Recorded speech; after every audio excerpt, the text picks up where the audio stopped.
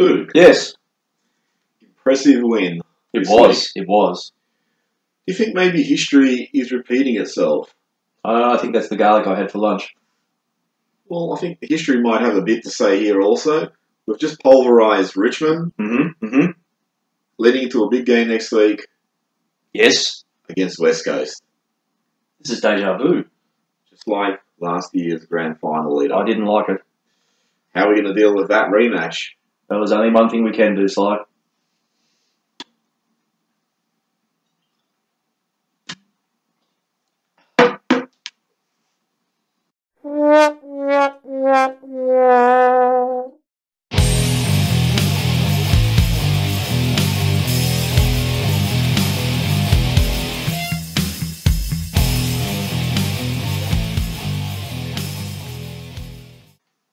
Welcome to the Collingwood Rant. I am Sly. And I am Don't Stand So Close to Me, Spook. We are coming to you after an impressive victory against Richmond. A replay of last year's preliminary final. Yes, it was.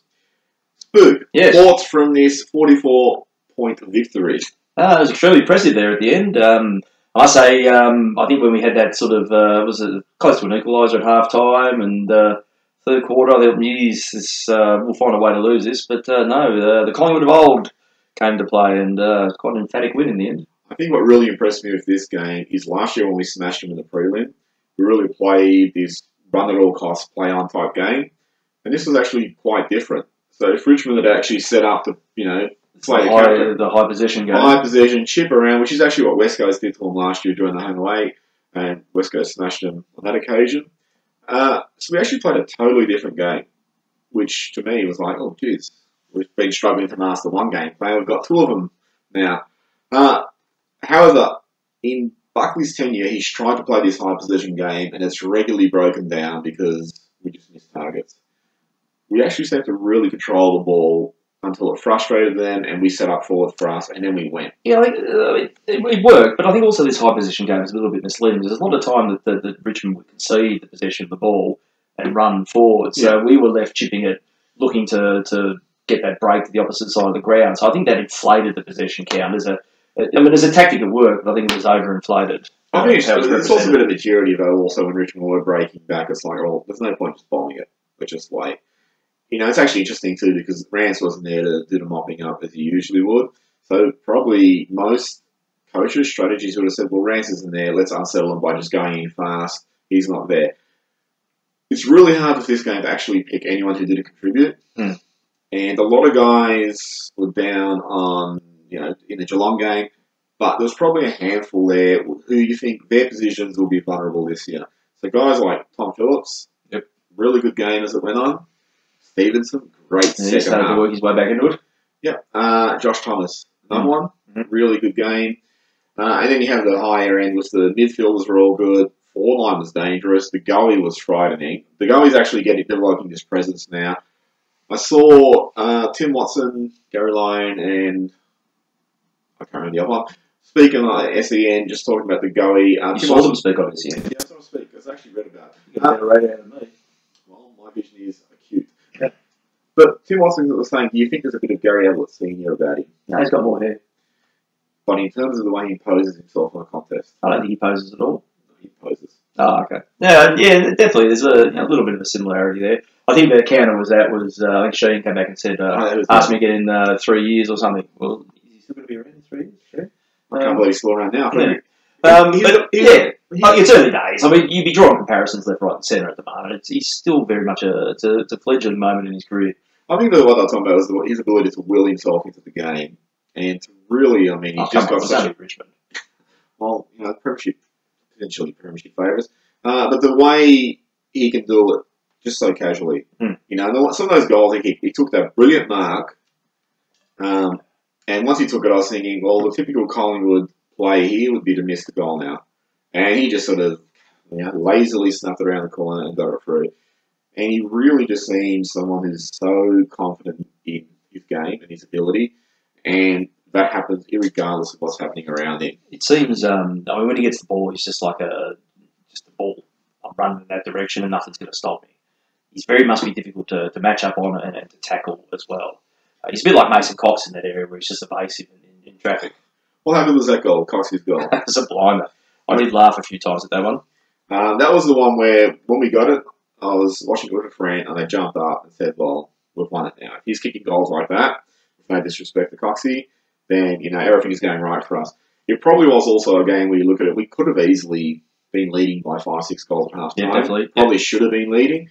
And it seemed like it was going to be a worry that we're probably going to taper away and have them challenge us, and either would win a close one where you think, well, we should have won that by 6 goals and instead of won by 6 points, or they were going to overtake us. So that last quarter was very flattering because we just totally crushed them. Yep. Darcy Moore. Oh, he's been phenomenal. Absolutely phenomenal. I was quite impressed with his game against Geelong, and he's took it up to a next level in this one. And he's still learning the craft back there too. It's actually scary how good he could potentially become as a defender. And the great thing I really like about Darcy, there's a few things. Great thing. Not the great thing. Why are you back on Shan? The great thing is he does a lot of the groundwork too, like a few great tackles and stuff like that. The one query I'd have with Darcy when we talked about this is I wouldn't have him kicking out. I understand why they do. He's got a low, flat kick. I disagree with that. I think his kicking's pretty good. His kicking's really good. I actually have no issue with his kicking. And if your kicking's good, you can be trustworthy in that role. No, that's not the point. Unlike somebody else. No, my point was just he should be a target. And then if he marks the ball at half back, then he turns around and launches it even further if he's kicking.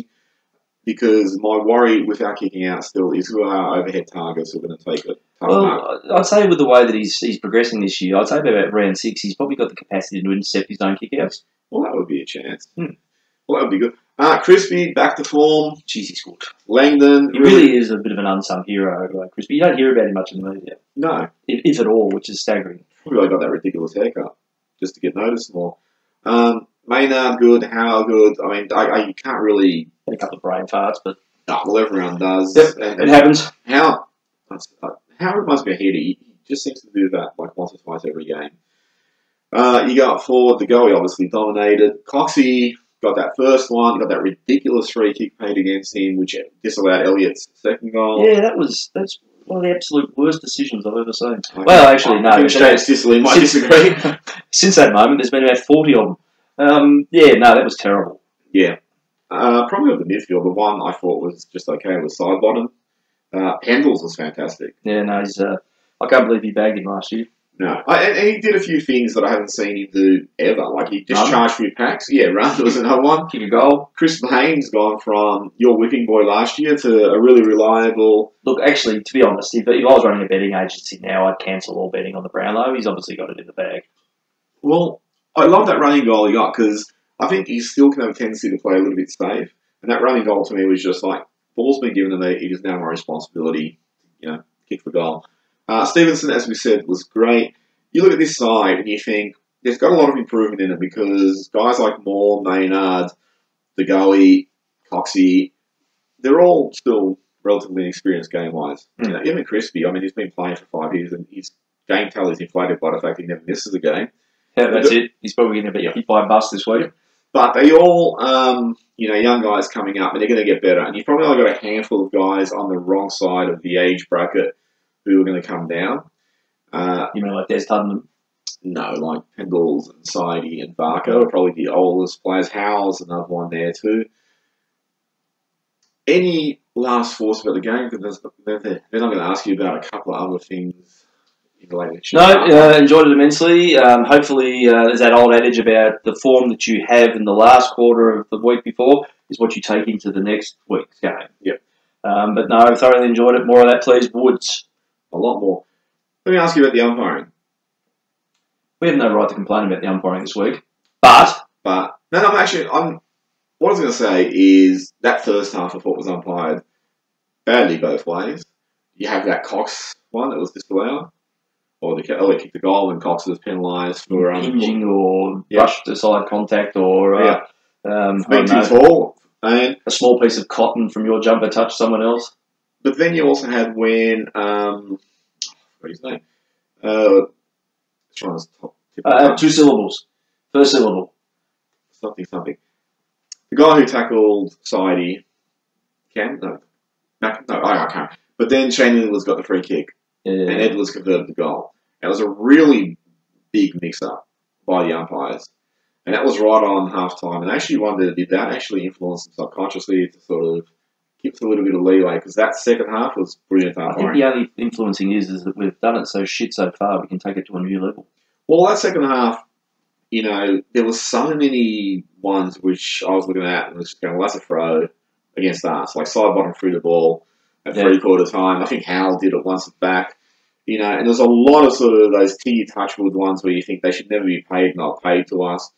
And, you know, I was looking at that thinking, well, you know, I know people can argue, well, we're dominating, so we're going to get more frees and all that sort of stuff. But you get those ones like the throws and that doesn't matter who's dominating. That should be just a clear free one way or the other. So really dominated the umpiring in the second half. If we can get those umpires every week performing like that every week. Especially in the grand finals. Thanks. Yes. Particularly in the grand final. Yeah, so what was the count at the end of that? It was something like 26-9 or something ridiculous. Yeah. I mean, that is blatantly one-sided.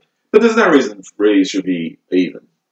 No. I mean, if one team falls in the back of the other team 58 times and the other team that never does that, it's always going to be lopsided. I mean, that's the one thing I think. But it's unusual. It is unusual, but I actually reckon that's more an indictment on the game where threes are so often even. You look at going, why are they even? One team might tackle more or whatever. They might earn more threes. There's no reason it should be even. You probably should see greater discrepancies, as long as they just pay in both ways.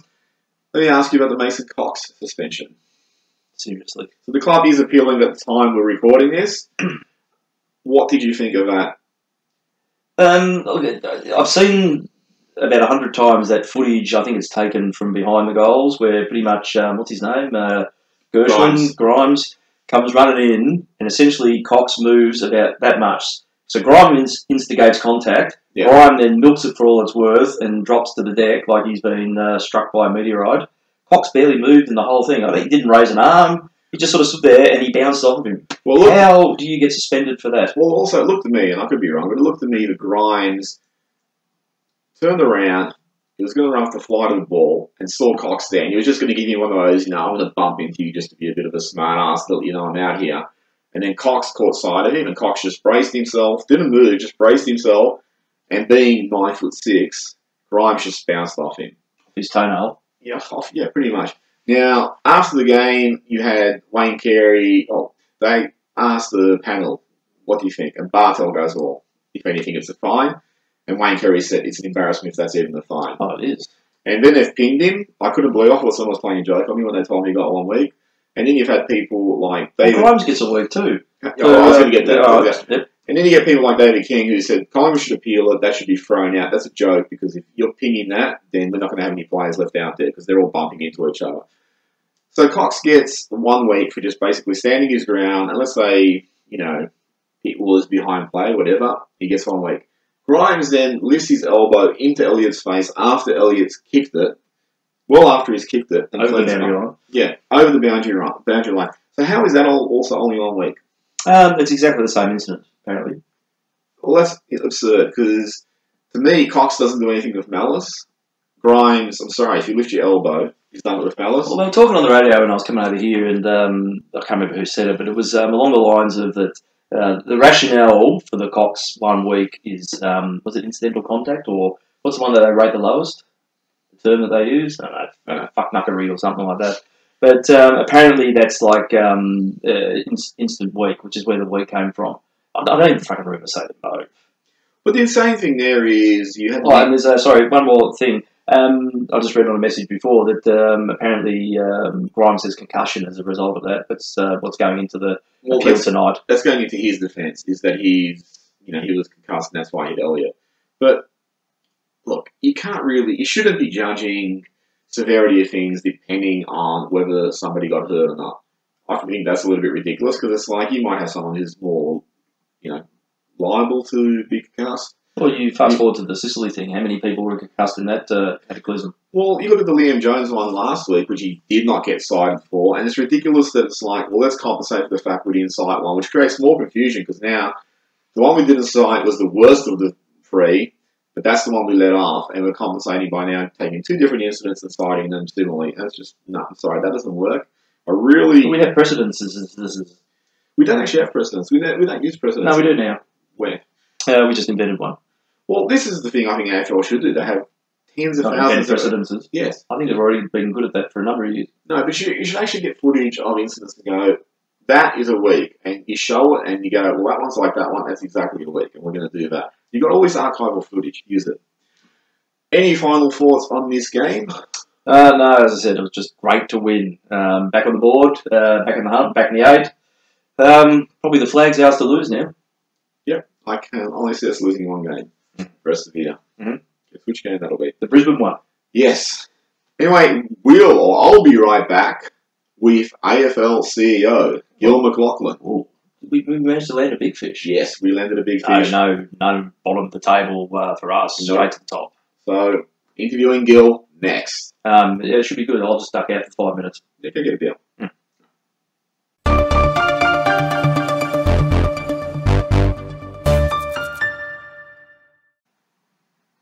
Thank you for joining us. Thanks for having me, Sly. I'm a big fan of the show. I must say the set is very impressive. I always thought it was filmed in a bedroom somewhere. Well, impressions can be misleading. Especially this one. Now, tell us about the 666 rule. Well, as you know, Sly, we've struggled to score in the game, so we've brought this rule in to improve that facet. Well, scores in round 1 were the lowest they've been for an opening round since 1963. Well, that's because they didn't have a 666 rule back then. But why are scores lowest now? Because we had a 666 rule, and it's been given 1 week. So how long before this significantly improves the game? Why do you want to bring time into this? Well, I just want to find out where you believe this rule is going to take the game. Well, it's going to improve scoring, Sly. For as you know, we've struggled to score in this game. But why are high scores equivalent to a good game? Because high scoring means high scores. And what does that mean? It means they kick bigger scores than they did the previous week. But how does that actually help improve the game's aesthetic? Well, what it means is we can get more numbers on the scoreboard. Well, let's look at this from another standpoint. The AFL. Do you want me to move over there? No, here's fine. The AFL often bring in rules which are addressing knee-jerk reactions to the game. Well, are you referring to the 5-5-5 rule? We never had quite had that rule. Is that something the AFL discussed behind closed doors? No, we're here to talk about the 666 rule, though. Alright, how about hands in the back? Well, what's that got to do with 666? Well, it's the rule that the AFL brought in to address a facet of the game they found unsightly. Well, as you know, Sly, if you put your hands in somebody's back, you can't score. But you had that rule in place for about 4 or 5 years. Yes, it was very successful too. And then you removed it. Yes, we couldn't fit that and the 666 rule into the same page. But isn't removing the rule an admission that the rule's not working? No, they're your words, not mine. Well, how about deliberate out of bounds? That seems to be paid quite a bit now. That's because when the ball goes out of bounds, you have to pay it.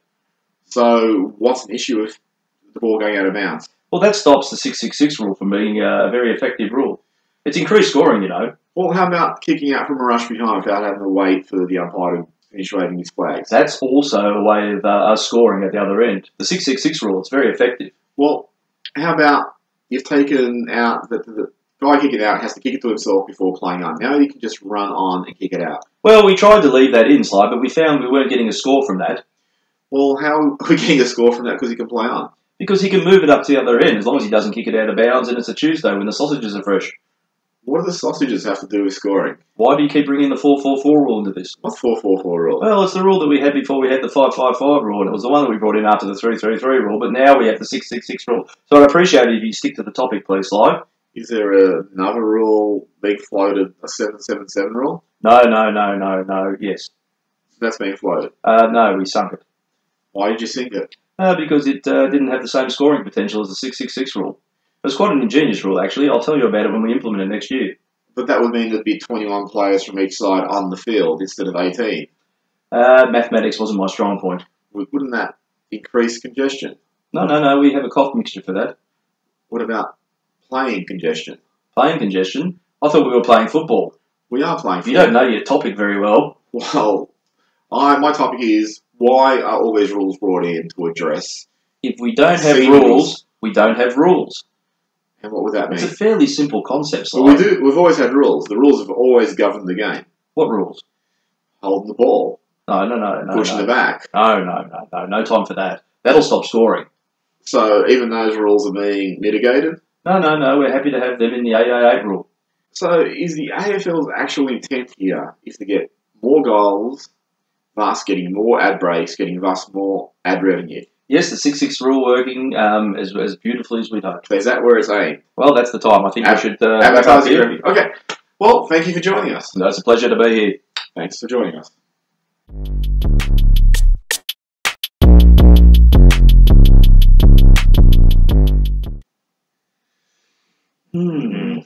I think we can all take a little bit of something out of that.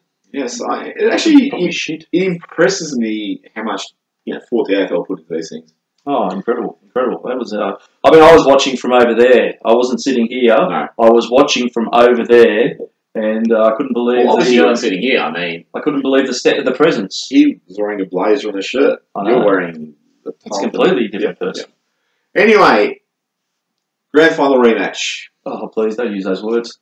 In terms of opponents, hopefully not the result. West Coast apparently have like 19 players returning from injury, And they all have all Josh Smith's intel. What are your thoughts going into this game on that novel time of Saturday night? redemption. You can't really redeem. It's a gone. grand final loss.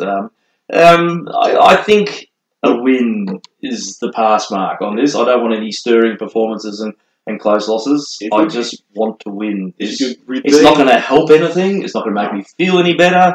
I just got the potential to make you angrier. But I just want to see us. It's going to make you angry. I want to see us win, though, using the same form that we're currently displaying.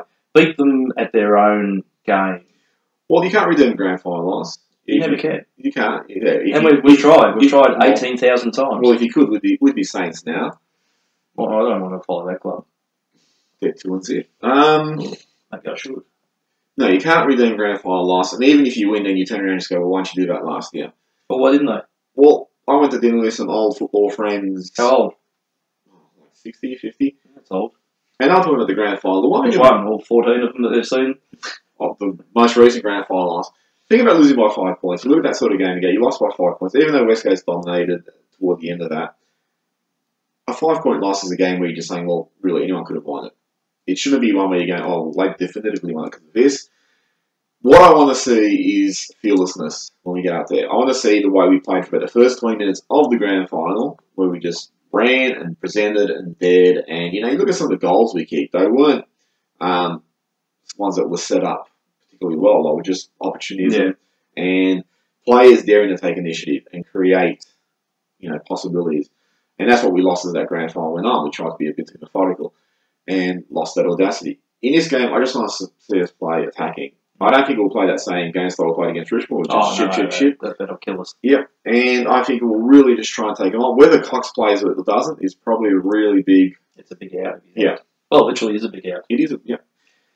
You need someone who's going to be the linchpin on the forward line.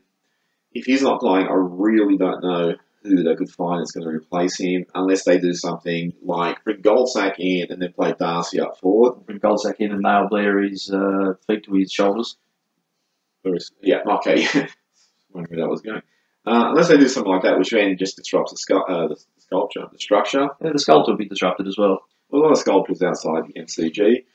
Elliott probably had one of the quieter games against Richmond, which is typical of a guy coming back from a long layoff. Oh, yeah. Usually, no concerns there. Yeah. He'll kick 17 this week. Yep, so let's hope. If he wants to hold his spot. Yeah. Any thoughts about where or how this game will unfold? Oh, I think obviously the Darling Kennedy factor is going to be a big one. It'll be a good test, I think, for Moore and Roughhead. Roughhead's been pretty good the last 2 weeks. So, but these are two big bulleting forwards. It's going to be a good test for them.